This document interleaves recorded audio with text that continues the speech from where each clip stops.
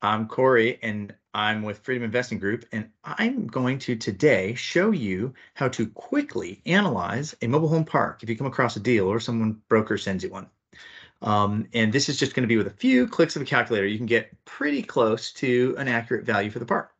So what I'm going to use, my tool for this is my trusty TI-89 emulator, but you can use any calculator with plus, minus, divide, and multiply. So what you're going to do is you're going to need to know the lot rent, the number of pads that are occupied, and that's really it. So let's see here. Let's say someone sends you, I'm going to do a hypothetical park here. Let's say someone sends you a 50 pad park. You're going to take the number of pads, 50, times the lot rent, times, let's say that it's $300 a month, times 300, 50 times 300.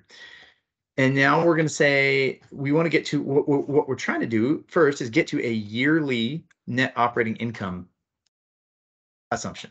So 550 times 300 times 12 months. So you got 50 pads, and let's say it's 100% occupied for this. If it was, you're only going to count the occupied pads. So let's say there's 50 occupied pads. 50 times 300 times 12 gets us to a gross income, if you had 100% collections, of $180,000 a year. Most mobile home parks operate, call it the 30 to 50% expense ratio range. So you can take an average of 40% and say that's probably pretty close as far as what your expenses are going to be relative to your income. So if your expenses are 40%, that leaves 60% left over. So if you take that 180,000 and multiply by 0.6, I'm going to say times 0.6, you get that the net operating income should be somewhere in the ballpark of $108,000. So that's good to know. And this can go up or down, depends if they build back water, and you're obviously going to drill in more later. But for now, for a rough guess, $108,000. And now here's the fun part. The value, remember that there's a term called cap rate, which is equal to the net operating income divided by the purchase price. So if you solve for the value of the property, you can put cap rate on the bottom. So if you take your net operating income and divide by the cap rate, you will get the value of the property. So what cap rate to use?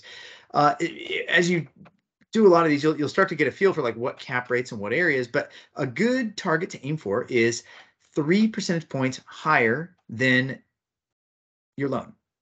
So if you are borrowing a commercial loan at 5% interest rate, then you would target a cap rate of 8%. And that's not a hard and fast rule. And if it doesn't quite get that, you can if you don't quite hit the cap rate, sometimes you can say, well, the rents are way below market, and we can do a rent bump to get us there almost immediately out of the gate. So it doesn't have to be based on the existing ones, but this is a good starting place. So if we take our $108,000 and divide by 0.08, let's say if we could get debt at 5%, then a reasonable purchase price for that property would be $1.35 million. That'd be a reasonable starting point. To start the discussion. So, if someone's asking 2.5 for the property and the rents are already at market and it's already full, that's one I would pass on, right? But if they were at 1.5 and this says 1.35, and this is a real rough guess, hey, that's worth digging into and digging into a little more, figuring out what the expenses might really be. And we might move that to the next level of our analysis, which I'll cover in another video. But that's it for this one. That's about 5 minutes. And most of it was just explaining. You can do that in under 30 seconds for any property and see if it's worth your time to dig in more. Happy hunting. Cheers.